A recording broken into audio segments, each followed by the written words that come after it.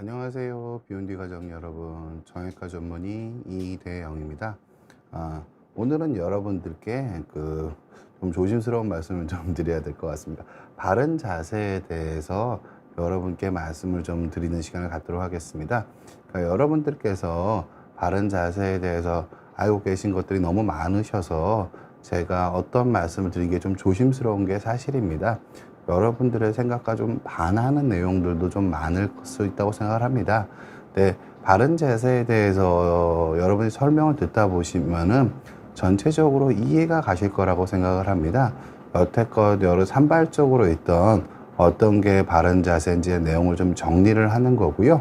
그래서 이 내용을 잘 이해하시게 되면은 어떤 게 바른 자세인지, 내가 어떻게 관리를 해야 허리를 잘 관리하실 수 있는지, 한꺼번에 듣는 걸로는 어디에서도 들어본 적이 없는 중요한 정보를 여러분들이 얻어 가실 수 있으실 거라고 생각합니다. 한 가지 제가 첨언하고 싶은 거는, 이 바른 자세에 대한 내용은 의학적으로 검증이 불가능하기 때문에 여러분들이 그냥 설명을 듣고 이해하시는 수밖에 없습니다. 뭐가 더 바른지에 대해서 어떻게 연역적으로 검증하는 게 아니기 때문에 이게 의학적 사실이라기보다는 여러분들이 잘 이해하셔서 이 내용이 맞다고 생각하시면은 이 내용대로 생활을 하시는 게 필요하다고 생각을 하고요. 저는 개인적으로 제가 허리 치료하면서 많은 분들한테 이 재활을 시켜드리고 있는데요. 환자분들이 제대로 깨달으시면은 환자분들이 저절로 좋아진다는 표현을 정말 많이 하십니다.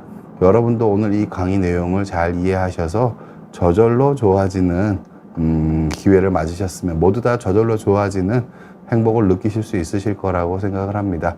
강의 들으시면서 궁금한 점 있으시면은 언제든지 질문 주셔도 좋습니다. 오늘 강의 제목은 제가 여러분들이 생각하고 있는 거랑 좀 다를 수 있습니다. 바른 자세에 대해서 제가 좀 설명을 드리도록 하겠습니다.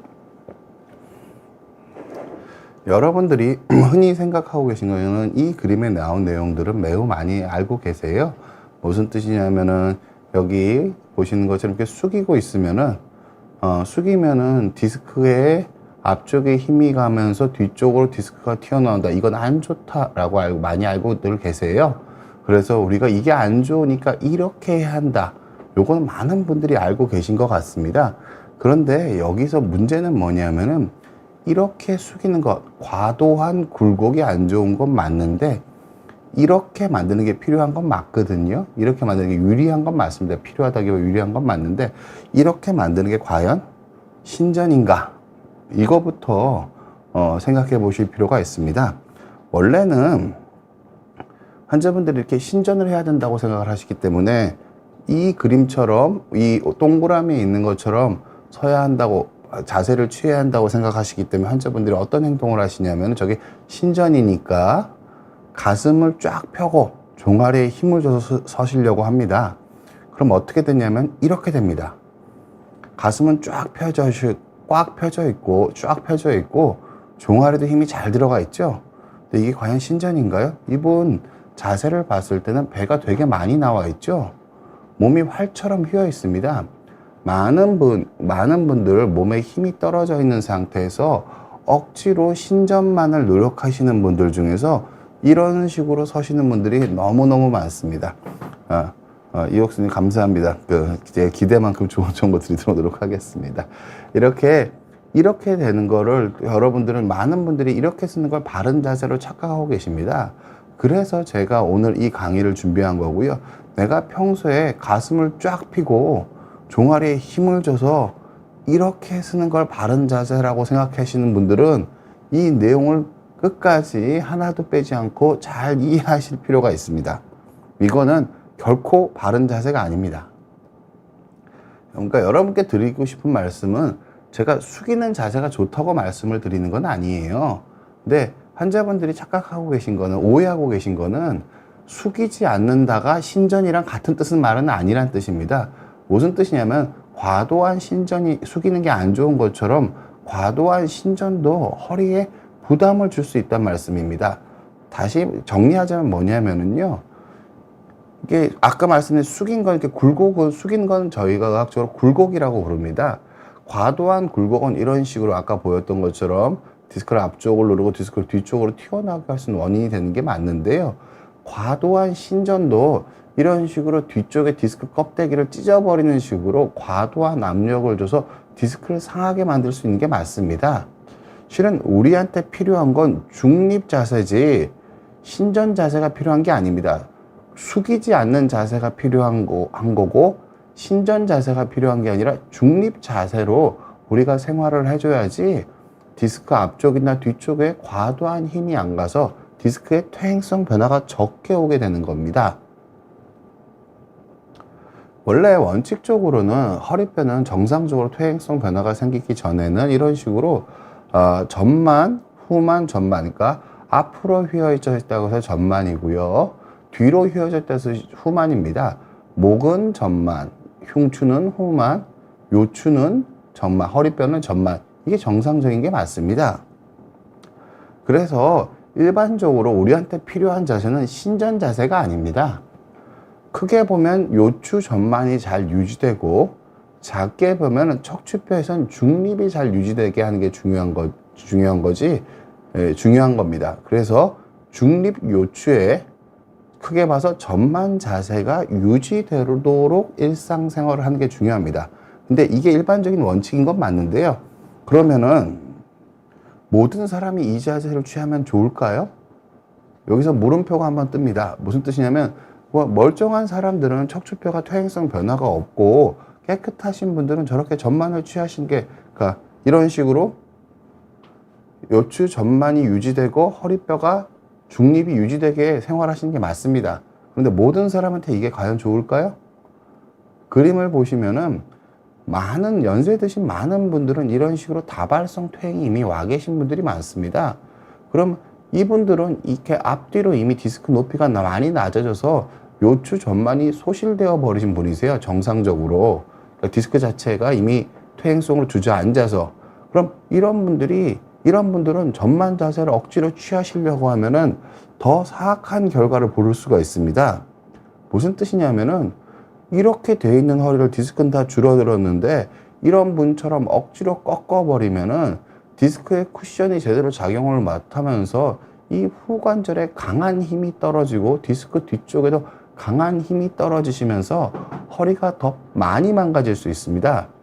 이런 분들은 허리를 안정적으로 가동할 수 있는 범위가 줄어든 거기 때문에 가동하는 범위를 줄이면서 일상생활을 훈련을 해야지 환자분들이 신전이 좋다는 생각에 갇혀 계셔서 이렇게 퇴행이 많으신 분들도 억지로 전만을 하시면서 요추 전만을 만들려고 노력하시면서 허리에 허리에 부담을 키우시는 경우가 너무 많아서 제가 진료 현장에서는 너무너무 안타깝게 생각하고 있습니다. 무슨 뜻이냐면 원래 제가 처음에 설명드렸던 이 그림은 초기 디스크 발병 원인에 대한 설명입니다. 그러니까 발병이 무슨 뜻이냐면은 디스크가 어떤 형태로 퇴행이 되게 되면은 디스크가 뒤로 터져 나오는 순간에는 앞으로 숙인 순간에 과도한 굴곡이 있는 순간에 디스크가 뒤로 탈수를 할 수 있다는 뜻인데요. 신전도 아까 보여드린 것처럼 많이 하면 뒤쪽을 많이 눌러서 디스크에 섬유륜을 찢어버릴 수 있는 역할을 할 수 있습니다. 따라서 이 원리에 대한 설명은 초기 디스크 관리에 대한 설명입니다. 초기에 디스크가 한 군데가 터졌을 때 숙이는 자세를 일시에 허리의 통증이 갑자기 증가했을 때는 숙이는 자세를 좀 자제해야 된다 정도의 의미를 갖는 기전에 대한 설명이지 이렇게 숙이면 협착증이 더 생긴다는 설명이라고 볼 수가 없다는 뜻입니다. 무슨 뜻이냐면은 그러니까 이거는 초기 디스크에 대한 설명이다. 협착에 대한 설명. 협착이라는 건 결국 허리의 퇴행성 변화거든요. 허리 협착증에 대한 설명은 이미 알려져 있습니다. 보시는 것처럼 협착증이 생기는 이유는 정상적으로 허리뼈가 이런 식으로 디스크도 정상이고 황색인데도 얇고 신경은 이렇게 빨갛게 지나가고 있는 거거든요. 원래 이게 정상적인 모습인데 어떤 이유로든 주로는 디스크가 퇴행을 겪어서 그렇겠지만 허리뼈에 흔들림이 증가하는 겁니다. 허리뼈를 자주 숙여서가 아니고 허리뼈가 과도하게 앞으로 많이 가고 과도하게 뒤로 가는 일이 많아서 굴곡과 신전이 여러 번 있게 되시면서 허리의 흔들림이 증가하고 이 흔들림을 잡기 위해서 주로는 인대가 두꺼워지는 겁니다. 그러니까 협착증의 원리는 디스크가 튀어나와서 협착이 생기는 게 아니에요. 인대가 두꺼워지는 게 협착증의 원리고 퇴행의 이유가 되는 겁니다. 퇴행이 있게 되면은 주로는 다른 관절과 다르게 허리에서는 황색 인대가 두꺼워지면서 척추관을 줄여서 신경을 누르게 되는 겁니다. 그리고 이게 더 가장 주된 이유고, 이렇게 디스크 높이가 낮아지게 되면은 황색 인대가 접히면서 황색 인대가 척추관을 더 누르는 면도 있고요. 이 과정에서 디스크가 조금 더 퇴행성 디스크가 죄송합니다. 퇴행성 디스크가 늘어지면서 척추관을 좁히는 요소도 있지만 압도적으로 황색 인대가 두꺼워지면서 접히는 게 협착에서 훨씬 더 많은 누르는 퍼센트를 차지합니다. 그래서 퇴행성 디스크는 기본적으로는 협착을 이루는 작은 요소일 뿐입니다. 제가 협착증 치료를 아주 많은 숫자를 하고 있는 편인데요. 디스크 자체를 건드리는 경우는 열에 하나가 잘 안 됩니다. 즉 무슨 뜻이냐면은 협착 자체에서 디스크 자체가 아니라 협착으로 황색 인대가 두꺼워진 게 신경을 누르는데 절대적으로 많은 비중을 차지한다고 말씀을 드리는 겁니다. 근데 협착증인데 디스크 관리에 신경 쓰시는 건 현명한 게 아니겠죠?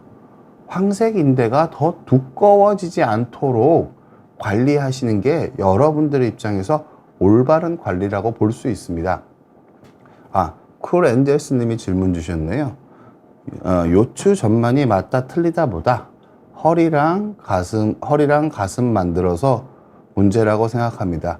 목을 제자리에 박아두면 흉추, 경추도 제자리로 간다고 생각을 합니다. 이렇게 말씀 주셨는데요. 보통 제가 요 뒤에 설명을 하겠지만 보통 제가 설명을 들으면 이해가실 겁니다. 근본적인 걸 고쳐야 됩니다. 무슨 뜻이냐면은 허리가 똑바로 서 있지 않는데 목을 제자리에 가져갈 수가 없습니다. 그리고 코 근육은 발생학적으로 코어에 힘을 잘 주면 목까지 저절로 한 번에 펴지게 됩니다. 그게 재활의 요체여서 목 따로, 가슴 따로, 고관절 따로 재활을 하는 게 아니라 코어를 잘 관리하게 되면은 저절로 몸이 바른 자세를 갖게 된다는 거를 여러분께서 제 설명을 들으면 이해를 할 수 있지 않을까 생각을 합니다. 슬라이드 보여주십시오. 이 원인, 협착증이 허리에 퇴행이 증가하는 협착증이신 분인데 안 숙이려고만 하는 거면 초기 디스크 관리만 하시는 거지 협착에 대한 관리를 한다고 보기가 어렵습니다. 허리의 흔들림을 줄이려면은 어떻게 해야 하는지 여러분들이 생각을 해보시는 게 중요합니다. 여러분께 드리고 싶은 또 안타까운 말씀은 이겁니다. 굽어진 등은 협착의 결과이지 원인이 아닙니다. 여기 그림에서 보시는 것처럼 협착이 있으신 분은 허리를 피면 이렇게 척추관이 좁아서 신경이 눌리게 됩니다. 이렇게 숙이면 신경이 안 눌리게 돼서 신경이 펴지는 거고요. 그래서 굽어진 등은 협착증의 결과이지 원인이 아닙니다. 그래서 허리를 숙이기 때문에 허리가 굽어진다. 그거는 옳은 말은 아니고요. 정확히 말하면은 코어에 힘을 빼고 숙이는 작업을, 상체에 힘이 들어가는 작업을 많이 하면은 허리에 흔들리는 힘이 커져서 협착이 빨리 진행할 수 있기는 합니다. 그런데 팔에 힘을 그렇게 많이 쓰지 않는 상태에서 단순히 숙이는 동작은 협착증의 원인이라기보다는 결과에 훨씬 더 가까운 일이라고 이해하시는 게 맞습니다. 그래서 어르신들 보면은 협착 때문에 허리를 못 피는데 과도하게 허리가 굽어진 게 협착의 원인이라고 생각을 하셔서 과도하게 어깨를 펴서 뒤로 제키시는 분이 많습니다. 그럼 과신전이 일어나서 허리에 오히려 더 안 좋은 영향을 미칠 수 있습니다. 아까 제가 사진에서 보여드린 분처럼 과신전의 원인이 됩니다. 그래서 굽어진 등을 억지로, 그러니까 배에 힘을 잘 줘서 허리를 펴야지 팔로 제키고 상체를 이용해서 억지로 허리를 펴려고 하는 거는 협착을 진행을 방지하는 게 아니라 협착을 오히려 가속화시킬 수 있습니다. 그림에서 보시는 것처럼 숙이는 것만이 협착의 진행 이유가 아니라 허리가 흔들리는 거, 이 중립 상태에서 과도하게 흔들리는 게 협착의 진행의 이유가 되는데, 저런 식으로 어깨를 피면은 허리에 과신전을 부를 수 있기 때문에, 부분적인 과신전과 부분적으로 구부러져 있음을 부를 수가 있기 때문에 허리에 흔들림을 만들어서 허리의 상태를 더 빠르게 악화시킬 가능성이 있다고 보셔도 좋을 것 같습니다. 그러면은 여러분들이 생각을, 이쯤 설명하던 생각이 들으실 겁니다. 그럼 흔들림을 줄여야 한다고 하는데 흔들림은 어떻게 줄여야 할까요? 효사랑님께서 말씀 주셨습니다. 돌 침대나 딱딱한 의자는 어떤지 궁금합니다.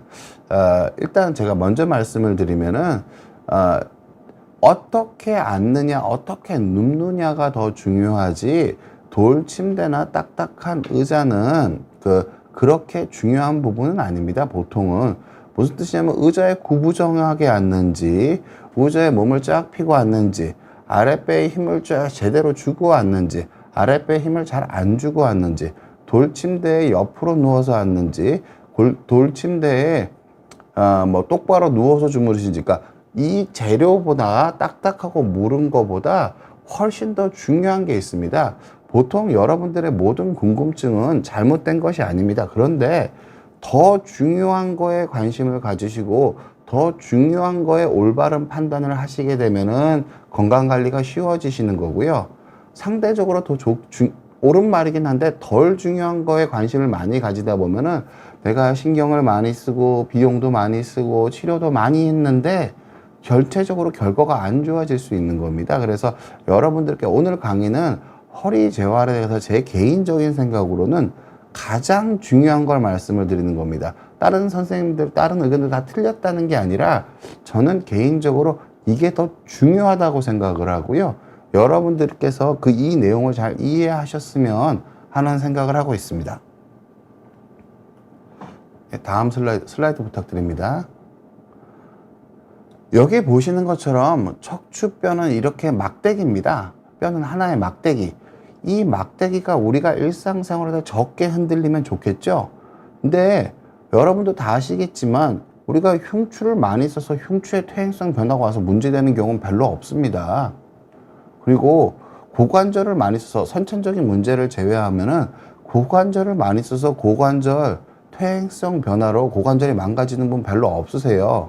근데 허리는 우리가 특별히 과도하게 많이 쓰지 않으시는 분들도 허리는 많이 망가져서 협착으로 고생하시는 분들이 너무너무 많아요. 그게 왜 그런 거냐면은요, 구조랑 관련이 있습니다. 구조랑 관련이 있습니다. 왜 그런 거냐면은 흉추는 갈비뼈가 잡아주고 있고 주로 회전을 담당하는 걸로 생겨 있고 고관절은 굽혔다 폈다를 하는데 동그랗게 되어 있습니다. 근데 허리뼈만 여러 가지 방향으로 잘 움직여질 수 있는 구조를 가지고 있습니다. 그래서 허리가 상대적으로 적게 움직이는 게 좋으세요. 근데 환자분들께서 이렇게 허리를 보호한다고 하시면은 환자분들이 첫 번째로 생각하는 오류가 이겁니다. 허리 척추 주변에 근육을 강화하면은 허리가 안 아플 거다. 무릎 주변에 근력을 강화하면 안 아플 거다. 이런 생각을 많이 하세요. 무릎은 상대적으로, 무릎도 정확하게 말하면 제 개인적인 생각으로는 무작정 강화하는 게 좋은 게 아니라 반대쪽 다리랑 비슷하게 근력을 맞춰주는 수준 범위 내에서의 강화까지가 무릎의 안정성에, 무릎의 파괴를 막는 데 도움이 되는 거지, 무작정 강화하는데 무릎조차도 도움이 안 된다고 생각을 하는데요. 허리 자체는 훨씬 더 심합니다. 그 부분이 무슨 뜻이냐면은, 환자분들은 얼핏 생각하면은 무릎 주변의 근육을 강화하듯이 척추 주변의 근육을 이렇게 강화를 해주면은 허리뼈에 떨어진 힘이 줄지 않을까 생각을 하세요. 근데 정답은 X입니다. 왜냐하면은 척추는 뒤쪽에 있습니다. 척추가 만약에 몸통의 가운데로 이렇게 쭉 지나가는 구조라면은 근육도 앞뒤로 동그랗게 있을 거고, 그런 만약에 우리 인간의 몸이 그런 구조를 가지고 있다면 주변의 근력만 강화하면은 허리뼈의 움직임이 줄어들 수 있을 겁니다. 근데 척추는 이런 식으로 뒤쪽에 치우쳐 있는 구조이고, 더욱이 척추뼈의 근육을 보면 이렇게 비대칭적인 구조를 가지고 있습니다. 일반적으로 우리가 하는 등면, 뒷면에서 보이는 척추 근육들은 다 이 뒤쪽에 붙어 있습니다. 척추 전체 뼈에서.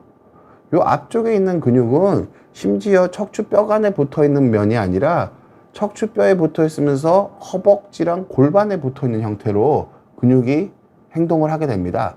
지금 무슨 뜻이냐면은 척추 주변의 근육을 강화해 버리면은 이 앞쪽에 떨어지는 힘만 더 커지는 겁니다. 물론 통증이 없으신 분들은 척추 뒤쪽의 근육을 강화하고 골반이랑 허벅지랑 같이 허리 운동을 해서 이걸 균형 있게 강화가 잘 이루어지는 만큼 허리에 강한 힘을 견딜 수 있는 스포츠를 하실 수 있게 되는 건 맞으세요. 그런데 불편하신 분들이 척추의 허리 불편하신 분들은 디스크 자체가 약해지신 분이고 허리뼈 자체가 충격을 건들 힘을 약하신 분들인데, 이런 분들이 척추 주변의 근육을 강화하면 허리에 힘이 떨어질 거란 막연한 생각으로 이 주변의 근육을 강화해 버리면은 허리에 떨어진 힘만 더 커지게 될 가능성이 매우 큽니다. 그래서 통증이 있으신 분들은, 불편하신 분들은 척추 주변의 근력 강화는 통증의 아주 후반기에 내가 강하게 몸을 쓰는 일을 하는데도 버틸 수 있는 기능이 필요하실 때만 하시면 되지, 일반적으로 허리가 아프신 분들이 허리의 통증을 줄이기 위해서 척추 주변의 근력을 일반적으로 척추 주변의 근력 강화하는 운동은 다 이걸 강화하는 운동이거든요. 이 운동은 안 하시는 게 현명하다라고 말씀드리도록 하겠습니다. 그래서 말씀드린 것처럼 저렇게 생겼기 때문에 척추 주변의 근력을 강화하면 불균형을 더 만들어서 허리를 더 빨리 망가뜨릴 수 있습니다. 그래서 허리에서는 허리 주변 근력 강화를 하라고 얘기하는 전문가가 별로 없는 겁니다. 대부분의 경우 이렇게 말하시는 분들은 아주 제한적인 의미로 건강하신 분들이 더 기능을 올릴 때 그 기준으로 말씀하시는 거라고 이해하시면 좋을 것 같습니다. 여러분들이 허리의 흔들림을 줄이고 허리에 제어하는데 제일 중요한 건 바로 이 내용입니다. 우리가 생물학적으로 몸통에 우리가 코 얘기하는데, 코란 말은 많이 들으셨지만 코가 뭔지 설명을 여러분들이 잘 못 들으셨을 거예요. 실은 코는 이겁니다. 아랫배, 이게 몸 안에 이렇게 그 복대처럼 들어있는 동그란 원통 같은 근육 구조입니다. 그리고 이 등 뒤쪽 그림을 보시면 척추뼈 위쪽으로 쭉 올라가는 것도 이것도 코고요. 즉 무슨 뜻이냐면은 이 뱃속에 원통이 들어있는 거거든요, 우리가. 네, 아랫배만 힘을 잘 줄 수 있으면 보통 이게 우리가 느끼기엔 이 호흡 근육이기 때문에 이게 힘이 들어가 있는지 안 들어가는지 잘 느끼기가 어려워. 이거 인지가 어려운 게 재활에 되게 잘 큰 문제인데, 아랫배만 선택적으로 힘을 잘 줄 수 있으면 이 코어를, 이 복횡근, 이 뱃속에 있는 원통에 힘을 잘 줄 수가 있게 되시는 거예요. 그럼 우리가 생각해보면 알 수 있겠죠. 이 짝대기가 움직이는데 여기에 힘을 줘서 이 원통이 잘 버텨주면은 허리 부분은 적게 꺾이겠죠. 결국 우리가 허리가 망가지는 거는 허리가 많이 쓰기 때문이고 허리가 흔들리기 때문이라고 제가 말씀드렸잖아요. 근데 이 원통에 힘을 잘 주고 있는 순간에는 허리는 덜 흔들리겠죠. 아주 상식적인 얘기입니다. 그런데 이 근육은 호흡 근육입니다. 아주 깊이 있는 근육이고요. 잘 느끼긴 어렵지만 이게 훈련이 잘 되면은 아주 장시간 수축해 있는 상태를 유지할 수 있습니다. 무슨 뜻이냐면은 이건 숨 쉬는 근육이기 때문에 우리가 눈 뜨고 있는 동안은 계속 이 근육을 힘을 줄 수 있는 능력을 가지고 있다고 보시면 됩니다. 근데 우리가 흔히 강한 힘을 쓰는 거주 근육들은 지속적인 수축이 힘듭니다. 금방 근육에 피로가 생기거든요. 그래서 이 호흡근을 이용한 코어의 아랫배에 지속적으로 힘을 주는 능력이 생기시게 되면은 허리는 자연스레 덜 흔들리게 됩니다. 그리고 이거를 근데 환자분들이 제일 오해하시는 게 강하게 힘을 주는 거라고 오해하시는 분들이 많으세요. 강하게 힘을 주는 게 전혀 아닙니다. 이 호흡근이란 건 그렇게 강하게 힘을 줄 수 있는 근육 자체가 아니고요. 이걸 상대적으로 옛날보다 강하게 주는 거지, 일반적으로 다른 근육을 쓰는 것처럼 힘이 들어가시면 보통 호흡근에만 힘을 주는 게 아니라 다른 껍데기 근육에 힘을 주는 경우가 대부분이 되시는 거예요. 그래서 이런 식으로 아랫배에만 힘을 잘 주시게 되면은 요 뒤쪽에 있는 근육은 어려운 말로 하면 협응력 관계에 있는 거고요. 쉬운 말로 하면 세트입니다. 이 아랫배에만 힘이 잘 들어가면은 등도 저절로 펴지게 되어 있습니다. 이 빨간색 근육들. 그럼 지금 무슨 뜻이냐면은 아랫배에만 힘을 잘 주면은 내 허리가 망가져 있고 허리가 휘어 있건 허리가 펴져 있건 내 허리뼈에 가장 맞게 그 상태에서 가장 덜 흔들릴 수 있게 바른 자세도 만들어주고 똑바로 핀 자세도 만들어주게 되고 허리의 추가적인 흔들림도 줄어드는 겁니다. 그래서 아랫배에 힘을 주고 일상생활을 생활화할 수 있는 능력을 키우셔야 됩니다. 생활화가 제일 중요합니다. 이쪽은 조금 이따서 설명드리도록 하겠습니다. 네, 여러분들한테 제일 중요한 거는 제가 이렇게 말씀드리면은 방송 보시는 분들이 바로 아랫배 힘을 꽉 주세요. 근데 대부분 그거는 아랫배 힘이 제대로 안 들어간 경우가 많습니다. 무슨 뜻이냐면은 이게 어려운 이유는 이게 어떻게 보면 되게 쉬운데 어떻게 보면 되게 어렵습니다. 이게 어려운 이유는 아랫배에만 힘을 주고 다른 데는 다 힘이 빠져야 한다는 점입니다.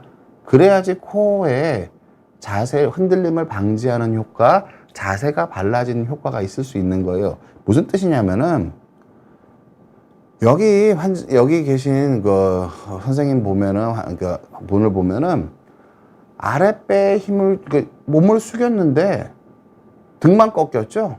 허리는 하나도 안 꺾였잖아요. 근데 이를테면 우리가 일상생활할 때 저렇게 몸을 숙일 때 등만 꺾이고 허리가 하나도 안 꺾일 수 있다면 허리가 안 아프겠죠? 허리 쓰는 양이 줄어들고 허리 흔들림이 줄어드니까요. 그런데 여러분이 생각해 보시면 금방 알 수 있습니다. 이렇게 몸을 숙이시는 분이 등을 굽히려고 힘을 주시는 걸까요? 배에는 힘을 안 주고? 아닙니다. 실은 아랫배에만 힘을 잘 주고 몸을 숙이려고 하는 거야. 팔에는 등 쪽엔 힘을 다 빼고 아랫배에만 힘을 주고 몸을 숙이려고 하면 이 상태가 되는 거지 등을 동그랗게 말려고 하는 힘을 주는 힘은 아주 작습니다. 즉 무슨 뜻이냐면은 아랫배에만 힘을 주고 다른 데 힘을 빼야지 이런 식으로 허리가 굽혀지지 않는 일상생활 자세를 만드실 수 있는 거예요. 여기 보시면은 껍데기 근육, 그러니까 환자분들이 근데 배에 힘을 주라고 지금 이 강의 보시면서 많은 분들이 배에 힘을 딱 줬더니 몸이 굽혀진다는 느낌을 가지실 거예요. 그러면은 보통 그거는 아랫배에 힘을 준 게 아닙니다. 무슨 뜻이냐면은 아랫배 아까 코어 근육은 이 속에 있는 근육입니다. 근데 이 근육은 그림을 보시면 아시겠지만 수평으로 돌기 때문에 힘이 들어가면 몸이 숙여지지가 않아요. 그럼 몸이 왜 숙여지는 걸까? 생각을 해보시면 금방 답을 얻을 수 있습니다. 이 수직으로 올라가는 근육에 힘이 들어가기 때문에 몸이 굽혀지시는 거예요. 즉, 내가 아랫배에 힘을 줬는데 몸이 숙여진다. 그럼 보시는 구독자님은 아랫배에만 힘을 준 게 아니라 거죽에도 힘을 많이 주신 게 되는 겁니다. 이런 식으로 판단을 하셔야 돼요. 그러니까 효사랑님이 질문 주셨는데요. 아랫배에 힘을 주는데 허리가 펴지는 힘이 느낌이 들어요. 맞나요? 맞습니다. 그런데 이게 실은 이게 되게 어려운 겁니다. 무슨 뜻이냐면은 이게 자전거 타는 거랑 비슷해서요. 그 밸런스를 느끼는 겁니다. 내가 아랫배에는 힘이 잘 들어갔고 상체나 하체는 힘이 잘 안 들어갔던 걸 느끼는 게 맞으세요. 효사랑님이 아랫배에 힘을 주고 허리가 펴진 느낌이 드는 거는 자전거 타는 걸로 보면은 자전거가 살짝 불안정하게 서 있는 정도의 상태일 가능성이 큽니다. 그죠? 요건 조금 이따 자전거에 비유한 설명 조금 이따 드리도록 하겠습니다. 그래서 일단은 맞는 느낌이긴 한데 그걸로 모든 게 다 해결되는 게 아닙니다. 여러분이 보시면 아시겠지만 이분도 이렇게 허리를 숙이려면은 코어 단련을 아주 오랫동안 아랫배에 힘주는 단련을 아주 오랫동안 해야 이게 되지 내가 아랫배에 힘을 오늘 딱 준다고 해서 기가 막히게 이 자세가 나오는 분은 아무도 없을 거예요.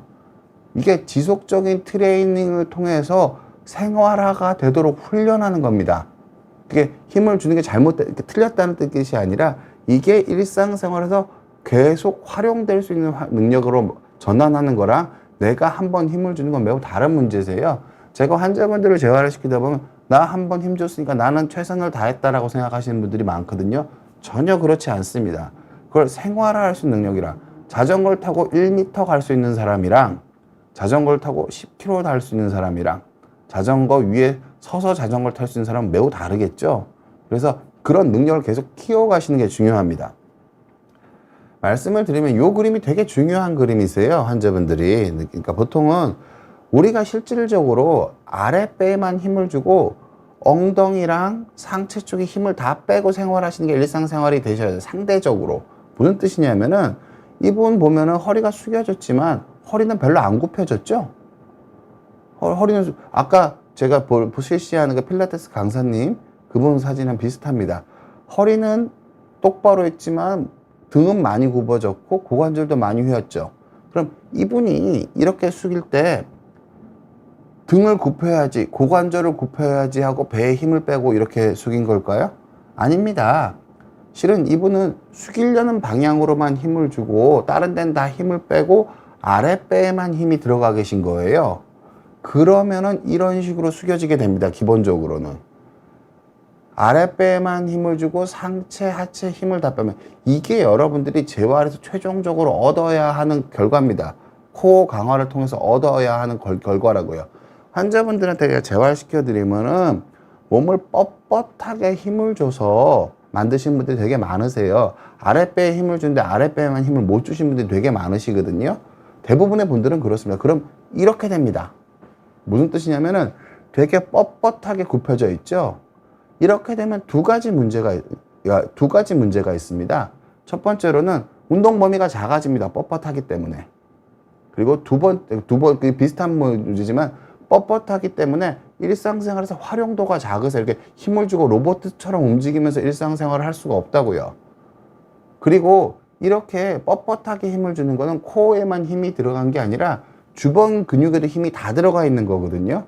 그럼 이 껍데기 근육들은 호흡 근육이랑 달라서 지속적인 수축이 불가능합니다. 이 제 가벼운 몸통도 20-30분 들고 있으면 못 들고 있을걸요. 근육에 피로가 생겨서. 그러면은 이렇게 되신 분들은 금방 내가 좀 복잡한 동작을 하거나 근육에 피로가 생기면 몸에 힘이 빠집니다. 코어에 힘이 빠진다고요. 그럼 이렇게 숙이는 결과로 바로 바뀌게 됩니다. 고관절은 별로 안 굽히고 허리만 동그랗게 마는 대부분의 환자분들은 이 두 가지를 반복합니다. 어깨를 써서 힘을 제끼면 보통 윗배에 힘이 많이 들어가거든요. 이런 결과랑 비슷한 결과가 오는 거예요. 그래서 이렇게 숙였다 폈다의 각도 변화만 커지는 경우가 많습니다. 그래서 아랫배에만 힘을 주고 엉덩이, 상체에 다 힘을 뺄 수 있는 능력을 갖는 게 재활의 근본적인 목표라고 보실 수 있습니다. 여러분들 코어 운동 많이 좋아하시잖아요. 네, 보통 이게 대표적인 코어 운동입니다. 스쿼트, 어려운 스쿼트 운동이죠. 네, 스쿼트를 제대로 하면 이렇게 하는 거겠죠? 허리 곧게 펴져 있고. 그럼 이게 왜 코어 운동인가요? 허리 하나도 안 움직이는데? 똑바로 섰다가 이렇게 딱 앉으면 허리는 하나도 안 움직이잖아요. 이게 왜 코어 운동일까요? 근데 이건 코어 운동이 맞거든요. 무슨 뜻이냐면 버티는 겁니다. 내 다리나 내 체중이 변할 때 내 허리가 움직이지 않도록 버티는 게 코어 강화가 되는 거기 때문에 이걸 코어 운동이라고 부르는 거지, 허벅지 근육이 두꺼워지기 때문에 이걸 코어 운동이라고 부르는 게 아닙니다.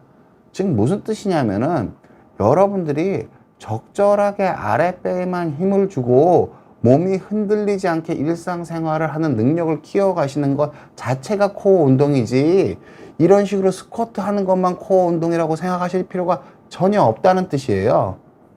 일상생활에서 아랫배에 힘을 주고 몸을 안 흔들리게만 하면 충분한 자기 능력에 맞는 충분한 코어 운동입니다. 내가 오른쪽 왼쪽 체중 이동도 제대로 안 되고 한 발자국 걸을 때마다 몸이 흔들리시는 분이 이런 스쿼트가 코어 운동이니까 코어 운동을 하시면 허리가 흔들리면서 허리가 훨씬 더 금방 망가집니다. 몸을 안 흔들리게 잡아주는 것 자체가 코어 운동이라고 이런 걸 여러분께서 꼭 명심하셨으면 합니다. 즉 무슨 뜻이냐면 이게 결과적으로 어떻게 되냐면은 코어의 아랫배에 힘을 잘 주면 몸이 잘 적게 흔들릴 뿐만 아니라 일상생활에서 허리를 안 쓰고 고관절과 등을 쓰게 되는 게 저절로 이루어지게 됩니다. 근데 워낙에 사람 몸에 제가 허리 수술 정형외과사니까 퇴행성 관절 고관절의 퇴행성 관절염도 보고 흉추부 협착도 보겠죠. 근데 등의 퇴행성 관절염이랑 허리의 고관절의 퇴행성 관절염은 생각보다 아주 드뭅니다. 아주 드뭅니다. 그래서 거의 신경 쓰실 필요가 대부분의 경우는 없습니다. 그래서 이런 생활 습관을 만드시는 게 제일 중요합니다. 그래서 여러분들의 실제로 중요한 거는 내가 누가 보기에 어떤 자세를 만드실 필요가 이미 허리뼈가 휘어 계신 분들이 뼈가 다 휘어서 아무리 펴도 허리가 안 펴지신 분들이 허리를 억지로 펴면 허리만 더 빨리 망가지시는 거예요. 제가 외래에서 보다 보면 너무 안타까운 게 플랭크가 좋다고 하니까 허리가 뼈가 다 휘어서 허리를 제대로 필 수 없는 팔순 노모가 플랭크를 하세요. 엑스레이 보면 뼈가 반대로 휘어 있는데 막 플랭크하고 스쿼트하고 신전을 막 하세요. 허리가 반대로 휘어 있는데 그분은 힘만 빠지면 허리가 앞으로 숙여지시는 분인데 신전이 좋다니까 허리를 뒤로 막 제껴서 생활을 하세요. 근데 그렇게 힘을 계속 줄 수가 있을까요? 조금 있으면 힘이 빠지면 허리는 다시 원래대로 돌아간다고요. 그러면 허리의 흔들림만 엄청나게 많아져서 허리가 훨씬 더 빨리 망가집니다. 그래서 제가 오늘 좀 그러니까 여러분들 알고 계시는 거랑 너무 다른 얘기를 해서 좀 노여하실 것 같아 좀 겁이 나긴 하는데 제가 말씀을 드리는 거고요. 그래서 아랫배에 힘을 주고 일상생활하는 걸 생활화하셔야 되고요. 자연스럽게 만들어지는 바른 자세가 중요합니다. 억지로 어깨를 피셔서 바른 자세가 될 거라고 생각하는데 그건 허리뼈 내부에는 훨씬 더 안 좋은 결과 부른 경우가 많습니다. 그리고 아랫배에만 힘을 잘 주시고 엉덩이나 상체 힘을 다 충분히 푸시면 저절로 자세가 내 뼈에 맞게 최대한 내 몸이 펴지게 우리 몸은 그렇게 되어 있습니다. 그래서 여러분께서 재활을 하실 때 남이 보기에 좋다고 하시는 걸 하지 마시고 아랫배에 힘을 잘 주고 내 몸을 안 흔들리게 하고 팔에 어깨에 과도한 힘을 충분히 풀어주시면은 누구나 자기 몸에 맞는 최적화된 그러니까 여기서 최적화됨이란 허리의 흔들림이 가장 줄어드는 그리고 나의 중립 척추에 가장 가까운 모습으로 잘 지낼 확률이 매우 높다고 제가 말씀을 드리는 겁니다. 뭐 다시 한번 같은 내용이지만 같은 데서 제가 이건 설명은 넘어가도록 하겠습니다. 그래서 아랫배에 힘을 주고 일상생활하는 게 습관이 되면은 통증은 여러분들이 착각하시면 안 되는 게요. 망가져 있다고 아픈 게 아닙니다. 무슨 뜻이냐면은 우리가 피부를 세게 꼬집잖아요. 꼬집을 때 되면은 우리가 화장실 변기에 앉아 있잖아요. 처음에 변기에 앉아 있다 보면 처음에 다리가 찌릿찌릿합니다. 신경이 눌리고 그러면 다리가 찌릿찌릿합니다. 근데 그 상태로 계속 앉아 있으면 안 아프죠?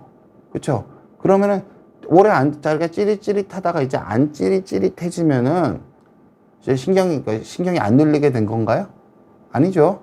그러다 이제 일었으면은 다리가 더 찌릿찌릿하고 힘이 잘 안 들어갑니다. 무슨 뜻이냐면은 통증은 나쁜 상태에서 생기는 요소도 있지만 대부분의 더 큰 요소는 상태가 변할 때 생깁니다. 즉 허리에 흔들림이 줄어들면은 통증이 안 생기는 거지 망가진 게 어긋나 있는 척추뼈가 맞아야 통증이 안 생기는 게 아니고요. 퇴행이 된 디스크가 젊어져야 통증이 안 생기는 게 아닙니다. 내가 일상생활할 때 흔들림이 적어져서 상태 변화가 줄어들면 통증이 줄어드는 거고요. 아까 제가 원인에서 설명드린 것처럼 흔들림이 줄어들면은 염증 반응이 줄어들고 허리의 퇴행이 지연됩니다. 그래서 내가 이기는 게 아니라 내 몸을 잘 보호하고 내 허리뼈가 내 일상생활 범위 내에서 잘 더 이상 흔들리지 않게 관리하는 게 여러분한테 중요하고 그렇게 관리를 하시려고 하시다 보면은 저절로 바른 자세는 나올 수밖에 없습니다. 이분 영상을 한번 더 보여드릴게요. 이분은 이게 바른 자세로 생각하고 계신 분이시고요. 제가 외래에서 진료보는 정말 많은 분들이 이렇게 하고 오세요. 그래서 너무너무 가슴이 아픕니다. 바른 자세에 대해서 너무너무 잘못된 생각을 갖고 계신 분들이 너무너무 많으세요. 실은 여러분이 그림 보면 아시겠죠? 이렇게 배가 나와 있으면서 걸으면은 머리 무게중심만 이게 따라서 앞뒤로 그러니까 이 몸을 이렇게 똑바로 서서 누르는 거랑 이 캔을 구부려서 누르는 거랑 뭐가 더 빨리 망가질까요? 허리가 윙윙 거릴 거면 디디실 때마다 휠 거예요. 허리 훨씬 더 빨리 망가집니다. 근데 이분한테 그냥 이분이 특별히 수련하신 게 아니에요. 그냥 어깨에 힘을 빼고 아랫배에 힘을 잘 주고 서보라고 하니까 이렇게 서지세요, 똑바로. 물론 고개는, 그러니까 아랫배에 힘을 어깨에 힘을 충분히 못 빼셔서 등까지 펴지진 않으셨는데, 최소한 이렇게 걸으시면은 걸을 때마다 허리가 휘는 건 없으실 거라고요. 이게 누가 봐도 어깨, 고관절, 발이 바로 서 있는 거잖아요. 근데 대부분의 어르신들이, 많은 분들이 신전에 너무 집착하셔서 이런 형태로 걸으신 분들이 너무너무 많으세요. 몸이 안 흔들리게 몸을 곧게 세우시려고 아랫배에 힘을 잘 주는 습관을 들이시는 게 너무너무 여러분들이 생각하는 것보다 너무너무 중요합니다. 여러분들이 꼭 명심하셨으면 하고요. 이게 이분이 수련이 잘 되고, 그러니까 이게 훈련을 꾸준히 하시면 이게 펴집니다. 제가 훈련하는 거에 대해서 말씀을 드릴게요. 여러분들이 아랫배에 힘을 주면 그걸 끝이라고, 전혀 끝이 아닙니다. 무슨 뜻이냐면은, 우리가 자전거를 내가 서서 일어서 두발 자전거를 1m 탈 수 있는 그 능력이 필요한 게 아니고요. 두발 자전거를 1m 탈 수 있는 건 아랫배에 힘을 주는 걸 약간 느끼기 시작한 상태라고 보시면 되고요. 두발 자전거를 한 100m 정도 탈 수 있는 거는 그건 아랫배에 힘을 주고 약간 쓸 수 있는 상태가 되는 거라고 보시면 됩니다. 보통 이게 자세가 바뀌면은 힘이 빠지거든요. 그리고 이게 조금 더 수련이 되면은 아랫배에 힘을 주고 걷는 게 가능해집니다. 아랫배 힘을 상당히 주고 걷는 게 가능해지고요. 이게 더 수련이 되면은 똑바로 서도 팔에 힘을 잘 빼서 목까지 쫙 펴지게 되고요. 이 능력이 더 증가하게 되면은 꽤 빠른 걸음으로 걸으면서도 아랫배에 힘을 부드럽게 줄 수가 있습니다. 부드럽게 아랫배에 힘을 주고 여러 가지 일상생활에 동작을 하는 게 중요하신 거예요. 여러분이 따로 코어 운동하고 뭐 달리기 하고 그런 게 필요한 게 아니에요. 평소에 일상생활을 하시면서 이 스쿼트 동작처럼 여러분들이 아랫배에 힘을 잘 주고 몸을 안 흔들리게 하려고 일상생활 하시면은 스쿼트 하는 것 이상의 코어 강화 효과가 나타나실 수 있는 겁니다. 이 점을 여러분들이 꼭 명심해 주셨으면 하고요. 제가 마지막 요약 말씀드릴게요. 맹목적인 신전은 위험할 수 있습니다. 보통 숙이지 않는 게 필요하다는 건 전 너무너무 동의하는데, 중립 척추가 필요한 거지 뒤로 제끼는 자세는 결코 허리에 도움이 되기가 쉽지 않습니다. 바른 자세란 아랫배, 코어에 힘이 잘 들어가 있는 자세라고 이해하시면 되고요. 그것만 잘 되고 다른 데 다 힘이 빠지면은 그게 내 뼈에 맞는 바른 자세입니다. 생각해 보면 상당히 여러분들 중에 아주 많은 수가 우리가 강의에서 들었던 멀쩡한 척추 모습을 가지시고 있는 분들이, 특히나 연세 드신 분들은 별로 없으세요. 근데 멀쩡한 척추 모양에 대한 강의를 듣고 내 척추가 그렇다고 생각해서 그렇게 움직이시려고 하시면은 그건 당연히 사악한 결과가 있을 수밖에 없습니다. 그리고 협착증의 진행을 막는 것, 이게 안 아파지는 거랑 똑같은 거거든요. 진행이 통증입니다. 협착이 통증이 아니라 협착증의 진행이 통증이랑 같은 거거든요.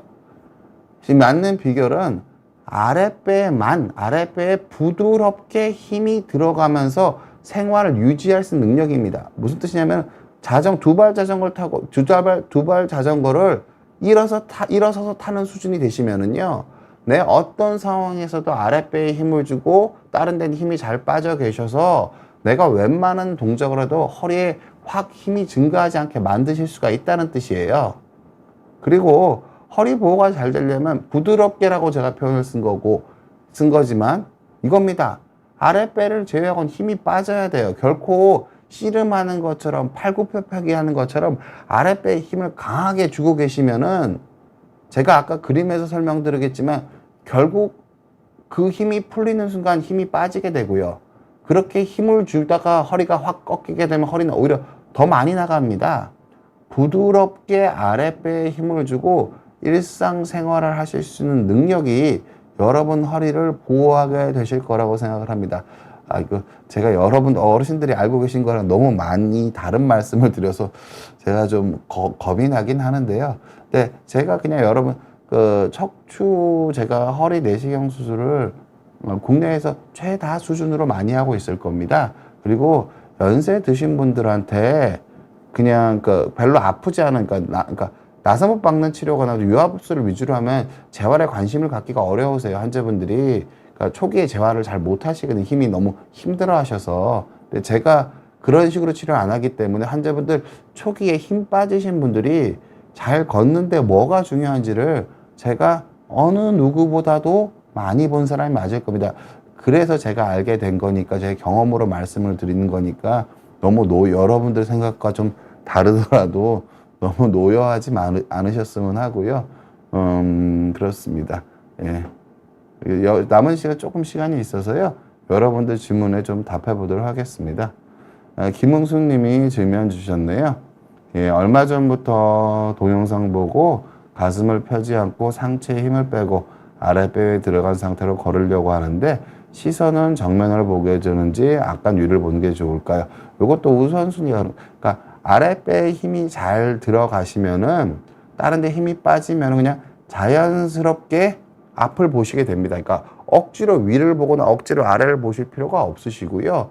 보통은 이렇게 말씀하시는 분들은 코 아랫배에 힘을 주는 게 숙련이 안 돼서 다른 데 힘이 덜 빠져서 고개가 숙여지시는 분들이 대부분 이런 질문을 하세요. 환자분께서 아랫배에 힘을 주고 일상생활 능력이 커지면 커질수록 두발 자전거를 환자분 이를테면 한 2, 3m 밖에 못 가시는 형태일 가능성이 크시거든요. 두발 자전거를 한 100m, 200m 가실 수 있게 되면 등은 점점 펴지시게 될 겁니다. 저절로. 그렇게 이해하시는 게 저절로 정면을 보시게 될 거예요. 예, 그게 맞는 답이고요. 소머즈 님이 질문 주셨네요. 아랫배에 힘을 주면은 상체가 S자에서 일자로 되는데 맞는지요? 보통은 상체가 일자가 된다는 느낌까지 나시려면 윗배까지 힘을 많이 주시는 겁니다. 보통은 제가 그림에서 설명드린 한 분이 힘을 줘서 몸이 곧게 되는 게 일자가 된다고 잘 못 느끼세요. 일자가 된다고 느끼면 몸 전신적으로 껍데기 근육까지 힘을 다 주시기 때문에 그런 느낌을 드시는 걸 가능성이 큽니다. 아랫배에만 힘을 준 게 아니라 아랫배에도 힘을 주신 상태입니다. 환자분은. 그럴 가능성이 크세요. 소머즈님은. 안몬나임님께서 질문 주셨네요. 요추 CT상에서 4, 5번 사이 디스크의 넓은 중심성 돌출 5번, 1번 천추 사이의 좌측 공으로 돌출 좌측 경도 신경경 협착이 있대요. 일상생활에서 통증이 있지 않은데 병원 진료 필수적일까요? 환자분, 협착증은 그러니까 신경이 눌려 있다고 치료하는 게 아니고요. 신경이 눌려 있어서 이 눌려 있는 것 때문에 추세적으로 뇌 활동량이 줄어서 노화를 촉진한다고 생각하면 보통 이런 겁니다. 내가 6개월 전보다 키가 작아졌다. 내가 작년보다 보행 거리가 줄었다. 내가 작년보다 다리 두께가 한쪽이 좀 가늘어진 것 같다. 내가 잘 때 다리의 감각이 줄어든 것 같아. 그런 병원 가서 상담하실 필요가 있는 거고요. 이게 아픈 거는 대부분 몸 컨디션이 유지가 되면은 무리한 동작 안 하면 저절로 좋아지십니다. 그래서 CT나 MRI 소견으로 치료 여부를 결정하는 게 아니라 환자분이 내 증상의 추세를 봐서 이게 점점 힘이 빠지고 있으면 앞으로 힘이 더 빠지겠죠. 감각이 점점 무뎌지면 앞으로 더 무뎌지겠죠. 내가 허리 때문에 활동량이 점점 줄어드는 것 같으면 앞으로 더 줄어들겠죠. 그런 추세가 느껴지시면은 근본적인 치료하시는 것 위주로 생각하시는 게 맞고요. 그런 추세가 안 느껴지실 때는 제가 오늘 말씀드린 걸 참고로 해서 아랫배에 힘을 부드럽게 주고 일상생활하는 습관을 가져서 허리의 퇴행성 변화가 진행하는 걸 막으시는 게 가장 근본적인 치료입니다. 약 먹고 주사 맞는 건 그러니까 필요 없는 치료라는 게 아니라 근본적인 치료랑은 약, 주사, 시술은 근본적인 치료랑은 거의 관계가 없습니다. 치료를 하긴 하셔야 되지만 그렇게 이해하시면 좋을 것 같고요. 커피 크림님께서 지금 가슴을 펴고 다니려고 하다가 쇄골 밑에 통증이 오실 수 있나요? 일단은 저는 가슴을 피고 다니시는 거 별로 좋은 습관은 아니라고 말씀을 드릴게요. 예, 그러니까 코에만 힘이 들어가 있고 나머지는 힘이 빠져 있어야지 이걸 중심으로 몸이 부드럽게 움직여지세요. 골프 선수들도 마찬가지고 테니스 선수도 마찬가지고 서핑하는 사람도 마찬가지고 탁구 치는 사람도 마찬가지입니다. 가슴을 억지로 힘을 줘서 피고 테니스를 치면 테니스 공이 안 맞습니다. 몸이 흔들리기 때문에. 가슴을 억지로 피고 셔틀콕을 치고 가슴을 억지로 피고 무슨 운동을 해도 몸이 흔들려서 퍼포먼스가 떨어집니다. 즉 가슴만 힘을 주고 억지로 피고 걷거나 움직이는 자세는 몸의 흔들림을 증가시켜서 허리의 부담을 키울 수 있는 것이 맞습니다. 보통 우리가 100m 말고 장거리 달리기 하시는 분들 보세요. 팔에 힘이 하나도 안 들어간 것 같아요. 가슴이 저절로 펴지는 거지 가슴을 억지로 피고 뛰지 않습니다. 기본적으로는. 가슴을 억지로 피려는 신경은 안 쓰시는 게 좋고 아랫배에만 힘을 주고 몸이 부드럽게 펴지려고 노력하시는 게 올바른 관리법이라고 이해하시는 게 좋을 것 같습니다. 아이고 여러분 오늘 강의가 여러분에게 얼마나 도움 되셨을까 모르겠네요. 제가 척추의사로서 재활에 관해서 정말 진지하게 고민을 많이 했었고 제가 아주 오랜 기간 진지하게 고민한 결과고 제가 그 어디에서도 이 내용을 누군가한테 배우게 누군가한테 다 모아서 만든 내용이긴 하지만 어디서 듣기 어려운 내용이셨을 가능성이 좀 크다고 생각을 합니다. 여러분들께서 척추 관리 잘 하셨으면 합니다. 감사합니다.